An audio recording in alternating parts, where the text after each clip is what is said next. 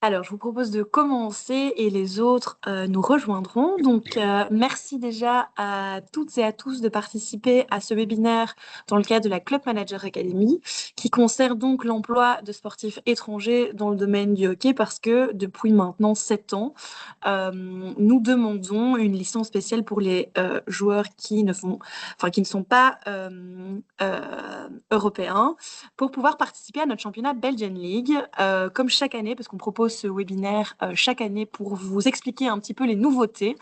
Je vais laisser Sandrine avec Alexander parler de vous devez faire. Et n'hésitez pas en tout cas à poser vos questions dans le chat. On fait aussi attention à ça si vous ne voulez pas prendre la parole. Et du coup, Sandrine, je te laisse la parole. Merci beaucoup Zoé. Bonsoir à tous et à toutes. Je vous regarde là dans la caméra, mais tout de suite je vais changer parce que là mes slides sont sur cet écran-là. Donc si je ne vous regarde pas en direct, ne prenez pas ça personnellement. Alors voilà, merci d'être présent ici ce soir. Moi, je suis Sandrine Leclé, Managing Director et fondatrice de la société Expatriates, où en fait on spécialise depuis plus de 20 ans dans tout ce qui est emploi international. On est spécialisé, on est juriste en fait en matière d'immigration, sécurité sociale et fiscalité pour les expatriés. Et depuis le tout début, vraiment en partant de ma propre passion pour le hockey, on s'est mis en collaboration avec l'ARBH afin d'essayer d'encore plus professionnaliser au fait le sport. Donc moi au début, je recevais beaucoup de questions des clubs en direct parce qu'avant qu'on collaborait avec l'ARBH, on travaillait pour les clubs au fait en direct. Et on remarquait qu'il y avait vraiment beaucoup de questions. Donc, c'est comme ça qu'à un certain moment, on s'est dit, pourquoi pas se mettre avec la RBH pour essayer de rendre service à tous les clubs de Belgique. Donc voilà. Alors, premier slide. Ça fait donc maintenant 7 ans, hein, comme disait Zoé, qu'on est en collaboration avec la RBH et je voudrais déjà tout de suite commencer avec une note quand même assez positive et c'est de vous féliciter tous en tant que club, mais aussi en tant qu'RBH. C'est qu'en fait, on voit une évolution vraiment super positive par rapport au professionnalisme enfin, ou la professionnalisation en fait, des clubs et des demandes de dossiers de participation à la Belgian League. Et ça fait en fin de compte effet positif parce qu'au fait, la mission de cette mise en œuvre de cette demande d'autorisation Belgian League est en fin de compte de minimiser les chances de problèmes en temps voulu d'une inspection sociale. Donc voilà. Donc l'objectif de cette session est de vous donner une vue claire, concrète et actualisée des règles applicables à l'emploi des sportifs étrangers dans le domaine du hockey en Belgique. Et c'est surtout pas l'idée d'aller vous donner une théorie trop lourde parce que c'est vrai que c'est une matière quand même extrêmement complexe, mais plutôt de vous aider à aller identifier les bons réflexes, les bons documents et en fait à aller éviter les principaux risques au fait en pratique. Donc, vous pouvez bien sûr garder vos questions pour la fin. Moi, j'aime bien à la fin de la session de faire un petit Q&A en live. Comme disait Zoé, on peut ouvrir les micros. Si entre-temps, vous ne voulez pas oublier votre question, ben, mettez-la déjà dans le chat box. Je peux déjà vous dire que, mais je pense que Zoé l'a dit, qu'on va vous partager les slides avec le manuel et l'enregistrement aussi du webinaire. Je pense lundi, Justine ou Zoé va vous l'envoyer. J'essayerai Euh, de mettre ça dans mon programme de lundi, mais ils savent qu'en général, oui, je ou mets la semaine quelques jours. prochaine, hein, Mais la voilà. semaine prochaine. Voilà, la semaine prochaine. Donc comme ça, pour ceux qui ont peut-être besoin de faire une petite pause, vous aurez un enregistrement que vous pouvez toujours aller revoir en temps voulu. Voilà. Donc, je passe à la seconde slide. Donc aujourd'hui, nous allons parcourir plusieurs points essentiels. Nous allons commencer par une révision de la terminologie de base, parce que beaucoup d'erreurs viennent d'une mauvaise qualification en fait dès le départ. Nous verrons ensuite les principaux documents d'immigration, puis la manière dont il faut les lire en pratique. Et également, on va aborder les nouveautés 2026, les règles applicables aux dossiers de demande de participation à la Belgian League, ainsi que plusieurs points d'attention concrets pour les clubs. On va terminer, comme je disais, avec une session questions-réponses. Alors, avant d'entrer dans le détail, donc il est important de rappeler le fil conducteur au fait de ce webinaire.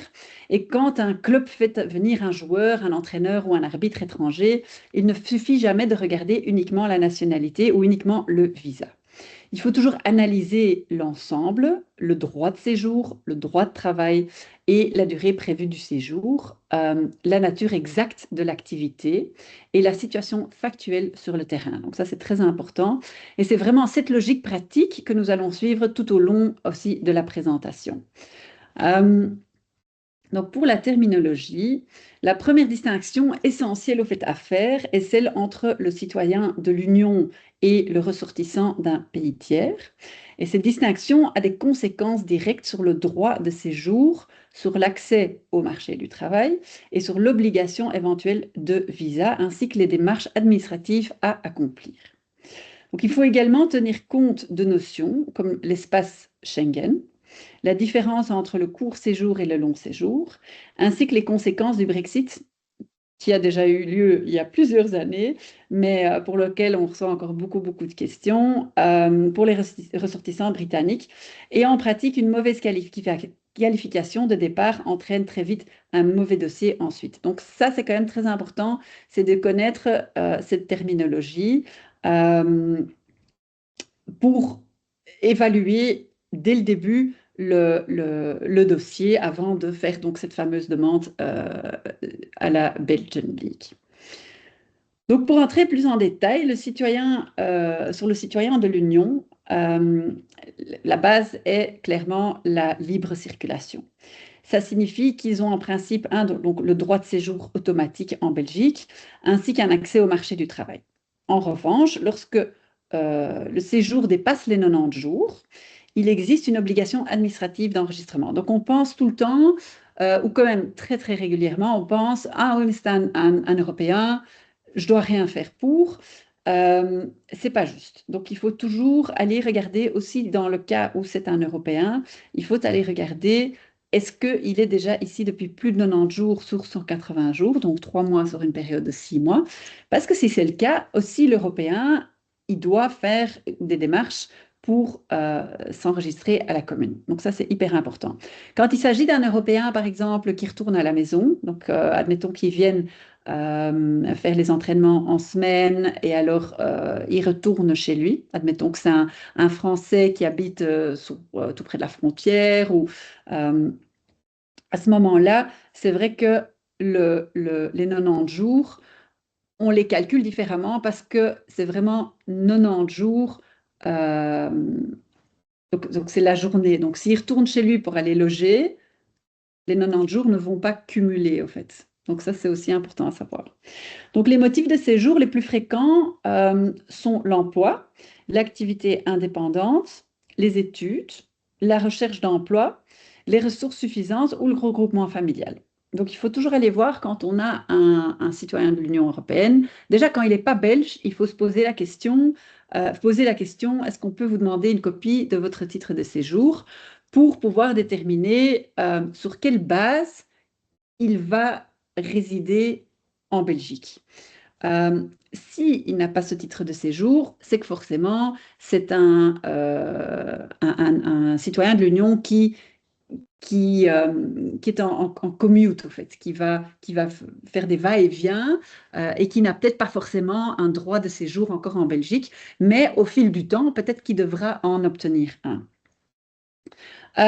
Donc, le motif, comme je disais, de séjour, c'est assez important d'aller déterminer quel est ce motif. Et donc, il peut être, comme marqué ici, Donc une recherche d'emploi, des études, je répète, les ressources suffisantes, hein. Donc si c'est quelqu'un qui a des ressources suffisantes, ben, il doit démontrer ça et alors il obtiendra une autorisation auprès de la commune.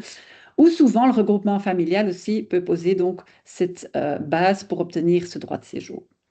Donc, même pour le citoyen de l'Union, il ne faut pas confondre au fait la facilité de cette circulation et une absence totale de formalité. Donc, ça, c'est quand même hyper important.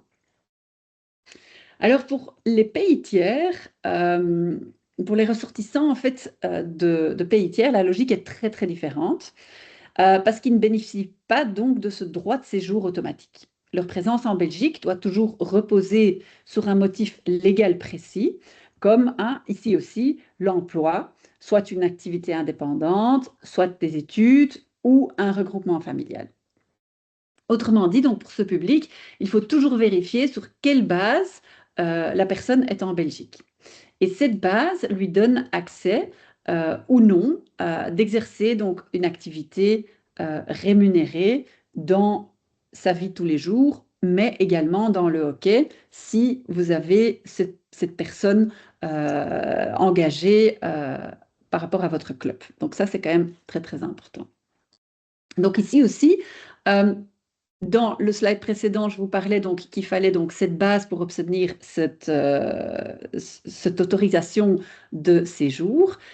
Pour le pays, les ressortissants de pays tiers, également cette base est nécessaire, mais elle est plus limitée. Donc ici aussi, l'employé sportif rémunéré, un indépendant, admettons que vous avez un indépendant en Belgique, et il est entraîneur par exemple, et il a obtenu cette carte professionnelle pour être indépendant, il facture les clubs pour les entraînements, ben lui, il aura droit de résider en Belgique sur base de son activité en tant qu'indépendant. Par contre, si vous avez un étudiant qui étudie et il a obtenu un titre de séjour en tant qu'étudiant, ben à ce moment-là, il a le droit de jouer pour le club, mais il faudra toujours respecter les limites qui sont liées au visa ou au droit de séjour en tant qu'étudiant. Le regroupement familial est au fait aussi une base qu'on voit très très souvent passer parce que souvent, par exemple, on a des Argentins qui ont obtenu, si je ne me trompe pas, la nationalité italienne ou portugaise. C'est une des deux, hein, Alexandre, j'oublie. Mais en tout cas, souvent, les Brésiliens ou les Argentins, ils obtiennent une double nationalité avec l'Italie ou le Portugal. Et ce qui fait que ils partent en regroupement familial avec un autre hockeyeur ou une autre hockeyeuse qui est déjà en Belgique, qui a cette nationalité européenne déjà.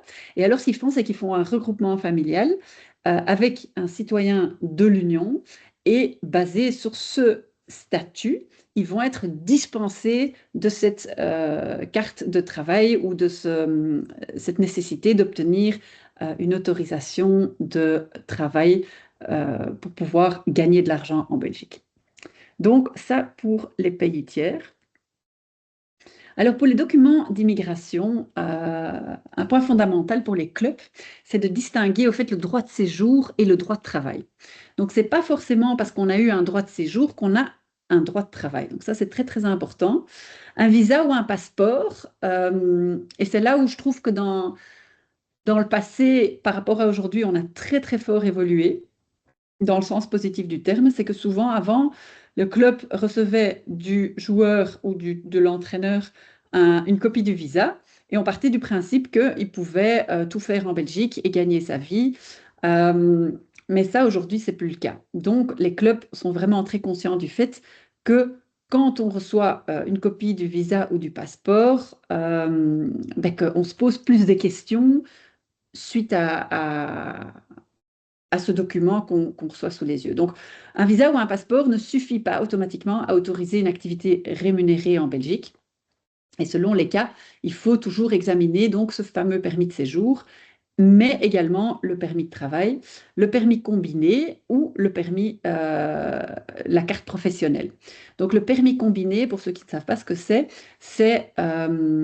l'autorisation de travail qui engendre l'autorisation de séjour. Et donc, avant, on avait la carte de travail physique et à part ça, on avait encore une autre petite carte de séjour. Aujourd'hui, c'est au fait la carte de séjour qui, je vais vous la montrer dans la prochaine slide, la carte de séjour qui va au fait déterminer sur cette carte quelle est la base d'autorisation de long séjour en Belgique. Donc le slide mentionne aussi la Smart Border Systems, donc notamment l'ETIAS ou le EES, qui s'inscrivent dans une logique de contrôle automatisé des courts séjours dans l'espace Schengen. Donc ça, effectivement, il faudra quand même commencer à faire très très attention à faire rentrer et sortir des personnes de pays hors européens, parce que ces Smart Systems, ça compte quand même de manière très accurate. Et donc, on remarque quand même que les zones grises, parfois dans lesquelles certains joueurs ou entraîneurs pourraient se trouver, sont quand même fort limitées maintenant. Et donc, ça renforce au fait cette importance d'une gestion quand même rigoureuse des entrées, des durées et surtout des documents. Alors ici, on a, donc ça c'était les anciennes cartes où on voit effectivement donc ici donc la date, la date à laquelle la carte a été octroyée. Non, c'est pas juste. Ça c'est la date à laquelle elle a été octroyée et ça c'est la date jusqu'à laquelle la carte est valable. Et alors ici on marque, bon je suis désolée, c'est la version en néerlandais. Et donc ici c'est une carte A et une carte A c'est une autorisation en fait temporaire dans le registre des étrangers. Et donc ici, on va avoir le numéro BIS ou le numéro de registre national d'étrangers. Et ici, on aura donc la date de naissance avec le lieu de naissance, la nationalité et ici, il y aura une petite description. Ici, on voit par exemple que c'est gezinslid, donc c'est une conjointe ou la fille de la personne de référence. Donc ça, c'est les anciennes cartes, vous n'allez plus les voir. Les nouvelles cartes, au fait, ressemblent à ceci. Et ici, vous voyez que, bon, déjà, la carte est différente, mais il y a plus d'infos sur la carte. Notamment ici, vous allez voir Arbeidsmarkt, donc le marché du travail. Donc sur les cartes en français, il sera marqué accès au marché du travail. Et là, il sera marqué limité, illimité, regroupement familial ou un autre code qui vous permet de déterminer sur quelle base la personne a obtenu son droit de résidence en Belgique. Voilà.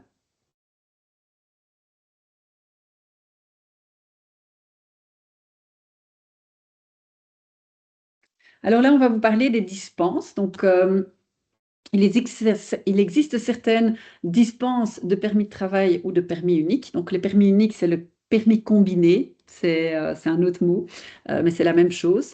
Mais elles doivent être interprétées au fait avec prudence. Donc, on pense notamment aux athlètes professionnels, aux arbitres et aux entraîneurs indépendants pour des compétitions sportives, internationales de courte durée, dans des limites bien précisées. Donc, on retrouve aussi certaines dispenses liées à une situation de séjour spécifique. Donc, par exemple, comme je parlais là tout de suite du regroupement familial, la résidence permanente ou certaines situations après les études. Donc, tout ça sont au fait des bases sur lesquelles les personnes qui songent à ou qui obtiennent ce droit de séjour spécifiquement seraient dispensées de ce permis de travail ou de ce permis unique. Donc, toujours aller voir si vous avez quelqu'un qui vous dit, bah, écoutez, moi je suis argentin, mais moi j'ai une carte illimitée. Vous lui demandez de regarder, de recevoir une copie de la carte avant et arrière. Et sur l'arrière de la carte, ici, vous allez donc pouvoir déterminer sur quelle base cette personne est effectivement dispensée à ce moment-là de cette autorisation de travail. où est-ce que j'en étais? Donc ici aussi, hein, j'ai dit, donc c'est ces personnes qui sont dans cette situation spécifique de résidence. Souvent ces personnes qui sont en regroupement familial. Vu qu'ils sont en regroupement familial, ils n'auront pas besoin de cette autorisation de travail parce que ce regroupement familial leur permet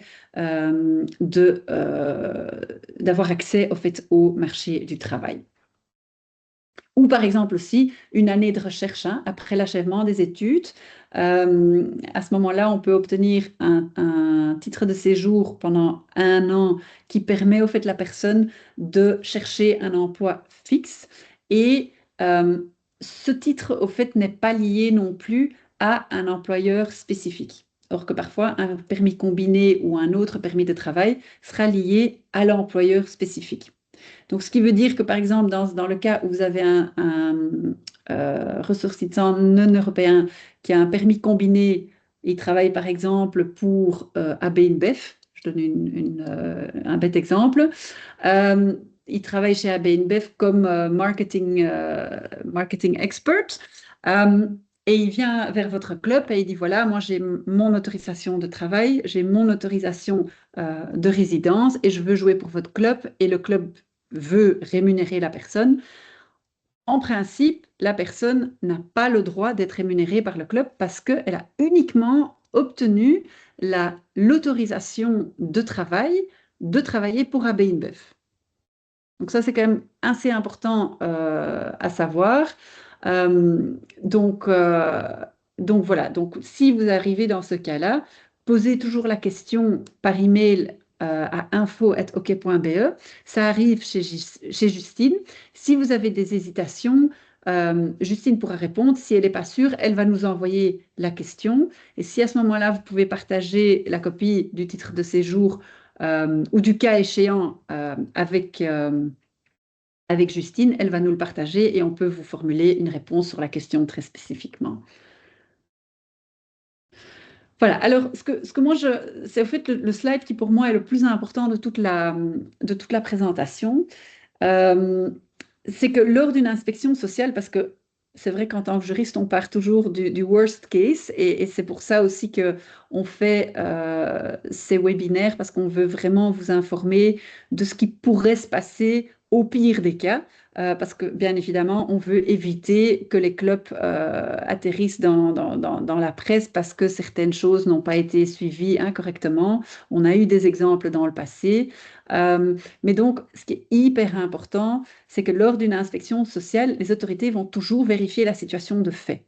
Donc, si vous dites que vous avez un dossier où vous êtes sûr et certain que le dossier est en règle parce que la situation est A, B, C, mais qu'en fait, elle n'est pas du tout en relation avec la situation de fait. Donc, admettons, je vous donne un exemple, vous avez un joueur français et vous confirmez au fait dans la demande d'autorisation Belgian League qu'au fait le joueur français, ben, il ne vient pas pour les entraînements parce qu'il s'entraîne avec son club en France. Donc déjà, il n'excède pas les 90 jours sur les 180 jours. Donc il n'est pas obligé d'obtenir un titre de résidence en Belgique. Euh, et il vient que jouer les matchs en week-end. Si ça c'est le cas et si ça c'est effectivement la situation de fait, à ce moment-là, il n'y a aucun problème. Mais si en réalité le joueur, que ce soit un Français ou que ce soit même un étranger, un étranger, un pays tiers, si ce joueur doit être présent forcément durant tous les entraînements et il est en Belgique le lundi, le mercredi et le vendredi, et alors il est encore en Belgique en week-end aussi, ben là, à ce moment-là, à un certain moment, on va excéder la période des 90 jours sur les 180 jours et l'inspection sociale pourrait dire, oui, mais c'est très bien, euh, mais votre demande, en théorie, n'a rien à voir en fait avec la situation de fait. Donc ça, on l'a déjà souvent vu en pratique, pas seulement dans le hockey. Donc c'est pour ça que j'essaye toujours de vraiment mettre pas mal d'accent sur ce slide-là. Essayez vraiment que la structure que vous mettez en place est vraiment correcte administrativement, mais que la réalité soit aussi en cohérence. Alors, les sportifs de pays tiers, là, il faut distinguer au fait deux grandes situations. On a la personne qui dispose déjà d'un titre de séjour belge qui lui donne accès au marché de travail. Donc, comme j'expliquais là tout de suite, par exemple, dans des situations euh, particulières comme le regroupement familial, euh, le séjour durable ou cette année, cette fameuse année d'orientation, hein, suite aux études, comme j'expliquais là tout de suite. Soit ce n'est pas le cas, et alors une autorisation de travail est nécessaire. Donc ça, c'est hyper important, c'est de faire cette différence. Soit la personne a ce titre de séjour qui dispense du permis de travail, soit la personne n'a pas cette dispense, et en tant que club, si vous êtes le seul employeur de la personne, il faudra mettre tout en place pour obtenir cette autorisation de travail si vous rémunérez la personne. Et alors, peut-être faire juste une petite nuance, c'est que la rémunération est également tout avantage en nature mis à disposition. Donc, vous lui mettez une voiture à disposition à travers un de vos sponsors, vous lui mettez une carte d'essence à disposition, vous lui payez des vols aller-retour pour aller visiter sa famille. Tout ça, c'est vu comme avantage en nature. Et même si c'est peut-être pas mentionné dans les contrats ou c'est peut-être pas tout de suite sur le radar, dans l'idée d'une inspection sociale, on va vous sortir ça et on va vous le coller et ça va pas faire du bien. Donc, sachez que ce genre de rémunération est également vu comme une rémunération.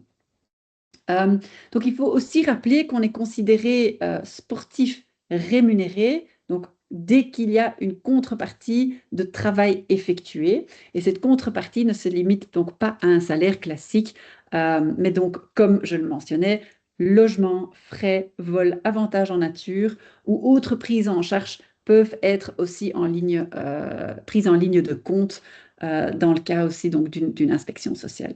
Donc, nuance importante à faire. Alors là, on arrive au fait au statut des indépendants, les cartes professionnelles pour la région Bruxelles-Wallonie. Euh, pour les entraîneurs, les arbitres ou certains profils indépendants, la carte professionnelle peut entrer en jeu, surtout à Bruxelles et en Wallonie. Mais ce n'est jamais automatique. Donc l'administration évalue le droit de séjour, le respect des obligations réglementaires ainsi que l'intérêt du projet pour la région, y compris sur le plan sportif. Euh, donc, c'est hyper important dans le cas où il y a quelques minutes, je vous ai parlé du sportif indépendant qui pourrait être entraîneur et facturer plusieurs clubs. Peut-être qu'à côté de ça, peut-être que le sportif est également analyste de vidéo ou peut-être qu'il est encore arbitre auprès. Et donc, il vit de son activité sportive en tant qu'indépendant. Euh, à ce moment-là, pour obtenir cette carte professionnelle, ce sera super important de démontrer auprès de la région que son activité spécifiquement a cette, euh, cet intérêt et cette valeur ajoutée de ce projet pour la région, que ce soit la région bruxelloise ou la région Wallonie ou même la région flamande. C'est toujours vraiment un des critères les plus importants afin d'obtenir cette fameuse carte professionnelle. Bien évidemment, il faudra aussi mettre en place que ce soit une activité indépendante en tant que comment on appelle ça en français, indépendant en personne physique ou en société. J'imagine que souvent ce sera en tant que personne physique parce que la rémunération ou les je cherche mon mot, le turnover, l'argent engendré de l'activité, désolée, je trouve pas mes mots, ne sera jamais, à mon avis, plus élevé que 60 000 à 70 000 euros par an. Si c'est le cas, c'est plus intéressant de passer en société, mais dans les cas qu'on a vu passer les dernières années, non seulement dans le hockey, mais aussi dans d'autres sports, en général, l'activité en tant que personne physique sera d'application. Ce sera important de mettre en place un genre de business plan.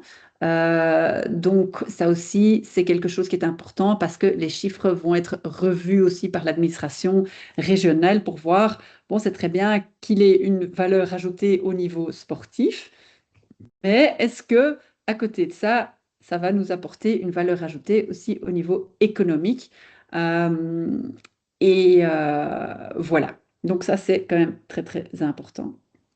Ce qu'il faut vraiment aussi souligner dans le cadre de cette procédure de carte professionnelle, c'est que ces procédures prennent beaucoup de temps. Et d'ailleurs, pas que les cartes professionnelles, mais aussi dans le cas où vous devriez demander une carte, un permis unique, un permis de travail ou une carte professionnelle, par exemple, on doit vraiment compter, moi je dis toujours entre 4 à 6 mois, surtout le jour d'aujourd'hui, avant de pouvoir vraiment avoir la carte physique en main.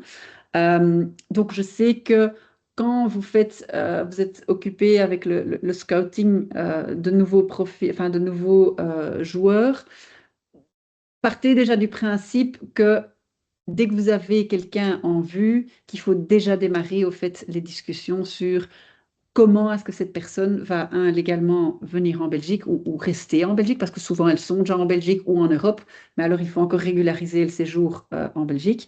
Mais commencez avec ça bien à temps. Et si vous avez des questions, je répète, envoyez info@ok.be et on sera toujours là pour vous soutenir à ce point de vue-là.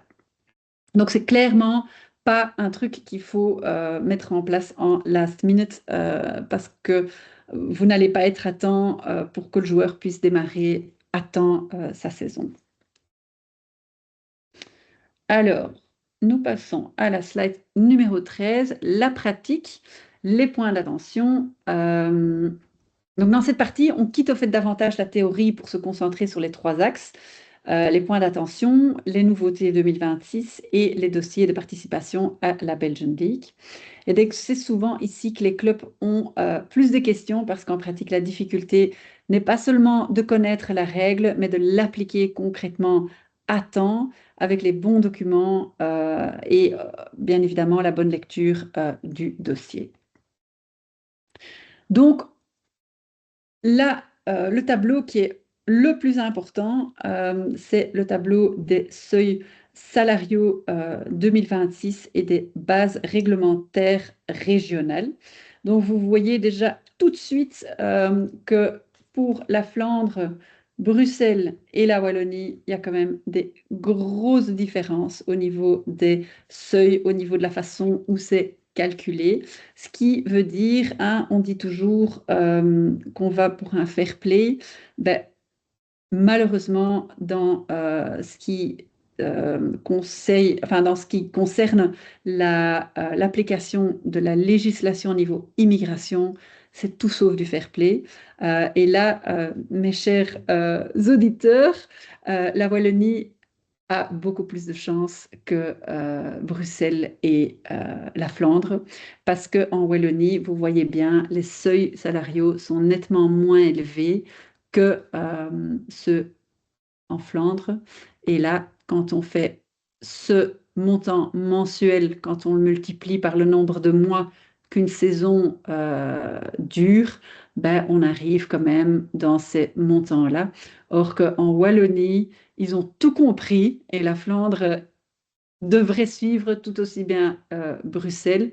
Mais c'est très, très difficile de faire aligner au fait, ces 3 régions parce qu'ils n'ont toujours pas compris qu'un sport, ça se fait de manière nationale et que c'est pas OK au fait de diviser et de créer cette division au niveau des régions.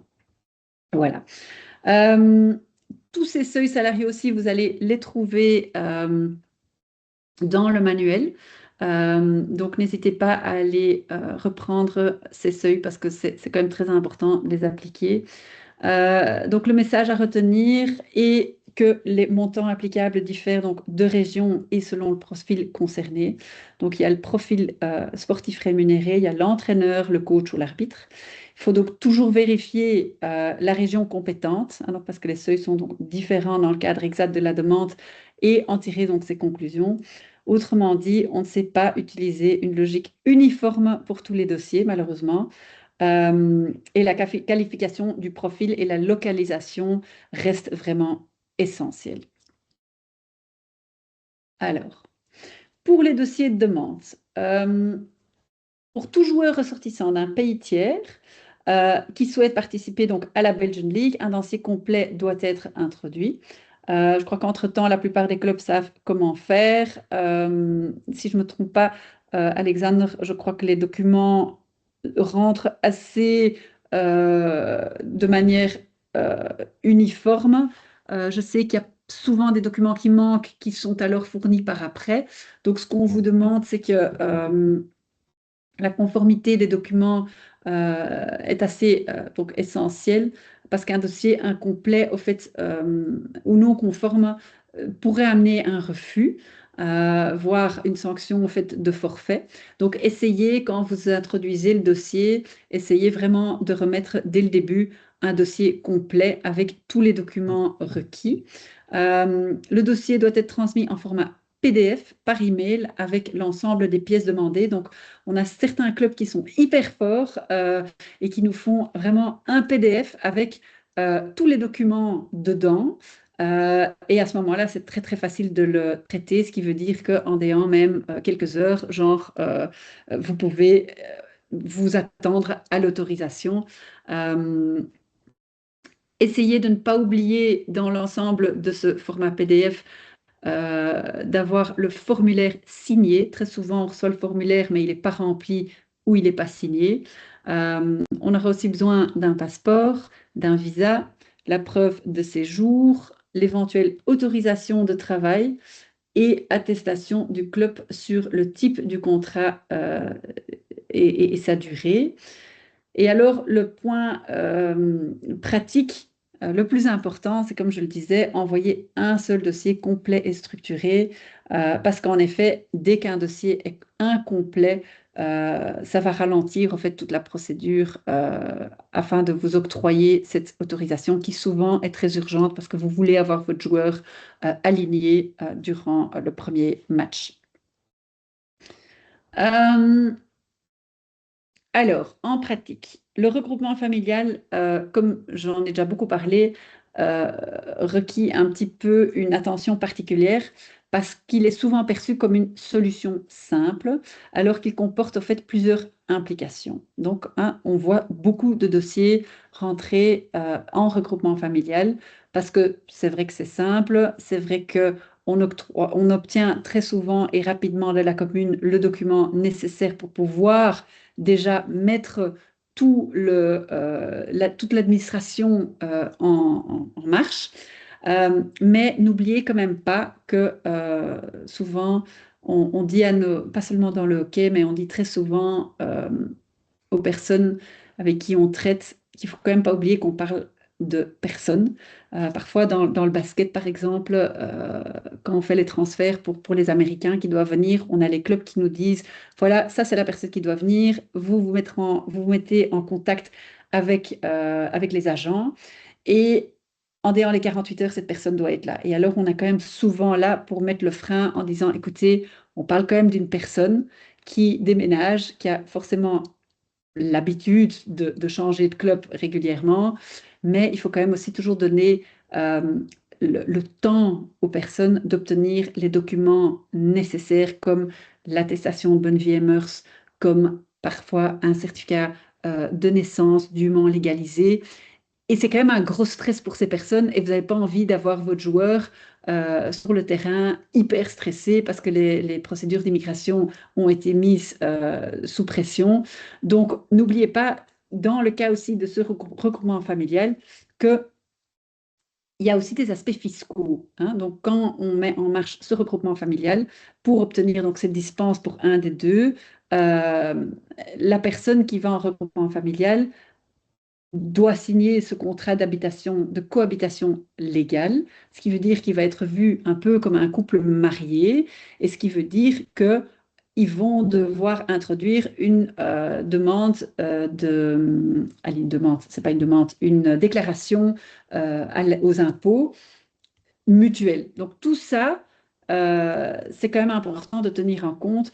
Donc entre l'introduction de la demande, l'obtention éventuelle d'une annexe et les délais de remettre les documents complémentaires, ainsi que l'incertitude quant à l'issue finale, il ne faut jamais considérer ce type de dossier comme acquis trop tôt, parce que très souvent, on remarque que par après, quand les autorités ont fait leur analyse, la cohabitation légale ou le regroupement familial a été évalué comme incomplet, ce qui veut dire qu'à ce moment-là, le dossier va être refusé et que la personne, au fait, que vous avez engagée à travers cette dispense donc de permis de travail sur ce regroupement familial, au fait, toute la base sera partie et vous avez le problème que la personne sera refusée. Bon, souvent, ça se passe après que la saison soit terminée, mais il faut quand même être conscient que pour la personne en soi, ça a quand même pas mal d'implications fiscales et d'implications personnelles. Euh, oui, j'ai peut-être pas dit en effet aussi qu'il y a aussi souvent dans ce cadre-là de ces regroupements familiales, il y a des enquêtes sur les relations fictives. Donc, ces personnes doivent vraiment remettre des documents pour démontrer qu'ils ont bien effectivement une relation avec la personne avec qui ils demandent le regroupement familial. Ils doivent démontrer genre des statuts sur la relation sur Facebook, les réseaux sociaux. Ils doivent vraiment faire un genre de PDF ou de PowerPoint avec des photos, des témoignages de famille, etc. Donc, c'est vraiment pas un truc qui est juste remettre des documents à la commune. C'est vraiment, il y a vraiment des analyses qui se font à ce niveau-là. Euh, alors, point d'attention divers. On est presque à la fin des slides, les amis. Euh, ce slide-ci rassemble plusieurs messages très importants. D'abord, un permis unique ou une carte professionnelle est limité aux activités qui y sont mentionnées. Donc, comme je mentionnais là tout à l'heure, si vous avez un joueur qui est en Belgique sur base de son emploi chez AB InBev et il a obtenu cette autorisation de travail pour AB InBev, il n'a pas le droit de travailler en tant qu'employé pour vous sous le statut de sportif rémunéré. À ce moment-là, vous allez devoir faire une demande d'une nouvelle carte de travail ou un nouveau permis unique sous un autre statut. Également, pour les indépendants, si l'indépendant a reçu sur sa carte professionnelle une mention qu'il est entraîneur et analyste de vidéo, et il n'est pas marqué qu'il est joueur, en principe, il ne peut pas jouer. Il peut que donner des entraînements, être arbitre éventuellement si c'est mentionné et faire ses analyses de vidéos, mais il ne pourra pas jouer. Donc ça, c'est hyper important aussi quand vous voyez ces documents, vous recevez ces documents sous les yeux, checkez ce qu'il est marqué dessus.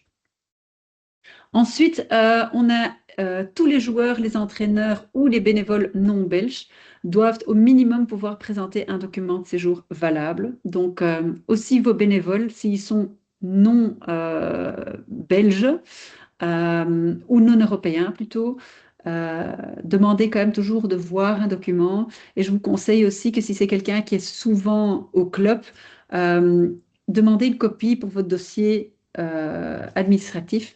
Dans le cas d'une inspection sociale, si vous avez ce document, vous pouvez tout de suite le soumettre à l'inspecteur social et déjà l'inspecteur social va avoir l'impression que vous avez une administration en place en ce qui concerne les personnes de nationalité étrangère qui sont sur votre territoire de club.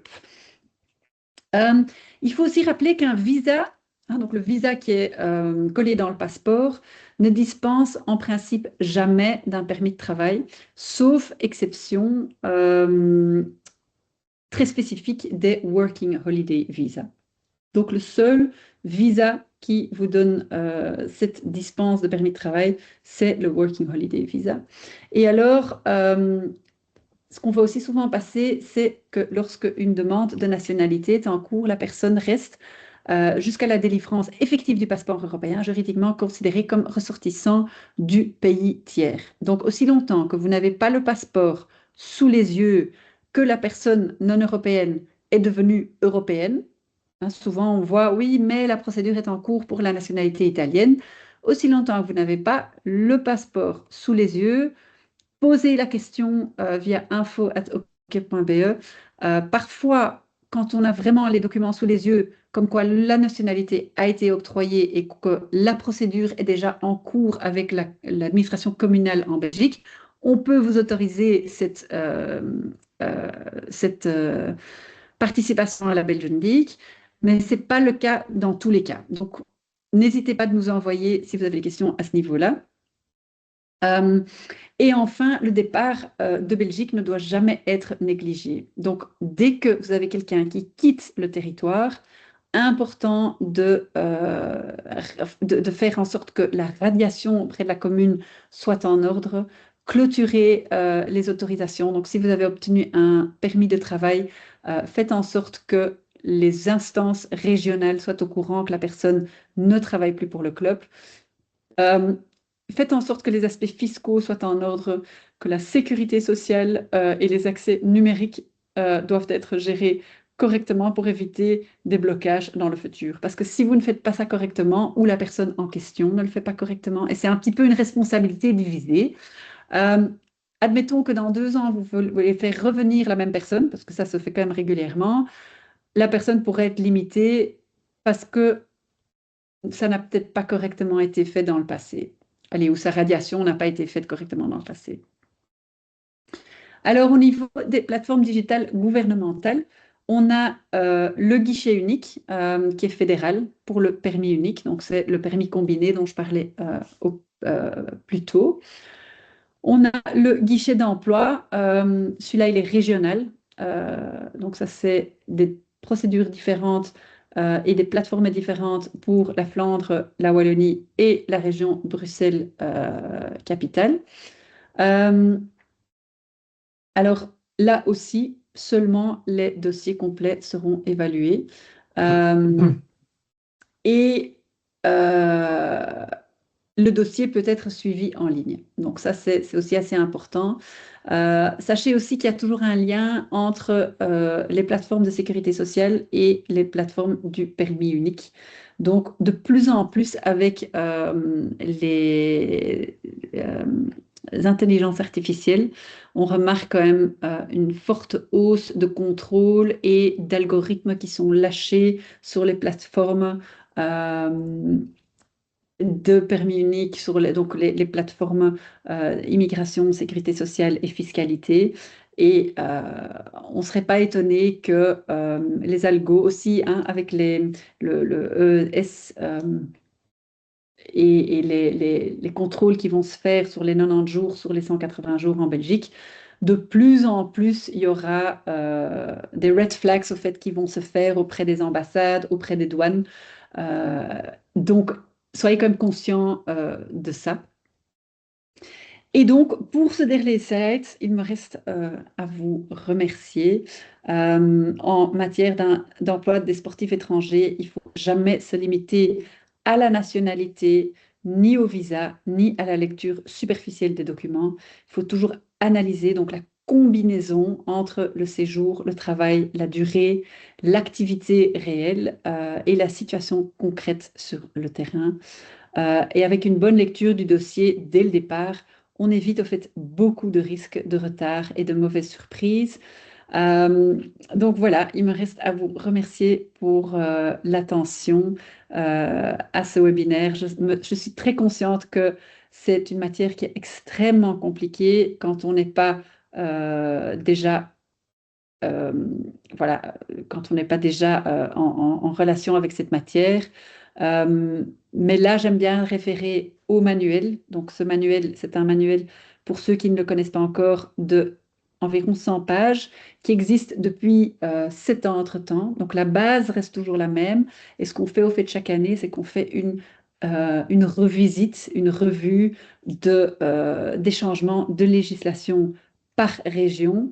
Et sur la page 8, si je ne me trompe pas, dans la table des matières, on a un petit résumé de chaque année. Donc, pour maintenant, ce sera 2026. Surtout, toujours les seuils salariaux vont changer. Euh, et voilà, un grand merci. Je propose qu'on passe à la session questions-réponses. Je ne sais pas s'il y a déjà des questions qui ont été posées dans le chat. J'ai pas l'impression. Non. Si vous avez des questions, vous pouvez les poser. Vous pouvez allumer votre micro, les poser à l'oral ou si vous préférez l'écrire, allez-y.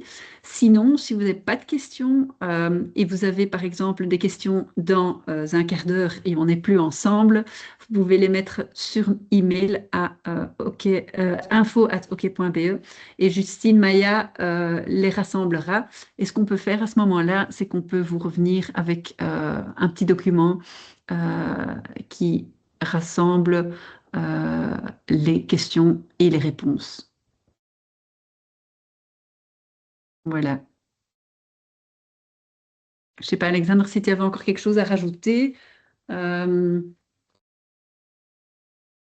Non, pas immédiatement. Je vois qu'il y a peut-être une question de Sébastien. il dit merci. Avec plaisir, Remercier. Sébastien. Voilà, moi je dis merci à Fabien qui a gardé sa caméra allumée durant toute l'émission. C'était la personne que j'ai regardée. C'était chouette de vous voir, Fabien, enchanté. Euh, je vous dis merci à tous aussi d'avoir été là ce soir. Euh, je vous souhaite, s'il n'y a pas de questions, je vous souhaite une très très belle soirée. Je vous souhaite une super fin de saison 2024-2025. Non, qu'est-ce que je dis? 2025-2026. Et je vous souhaite une excellente nouvelle saison avec plein de challenges, des bons matchs, des chouettes ambiances, beaucoup de jeunes, des nouveaux membres, tout ce que vous voulez. Mais n'hésitez pas, si vous avez des questions, à nous revenir. C'est avec plaisir qu'on les répond. Je propose du coup qu'on clôture là. Merci à toutes et à tous et à la fois prochaine. Bonne soirée. Merci Au Sandrine, revoir à merci Bonne tous. Alexandra. soirée à tous. Au revoir. Au revoir.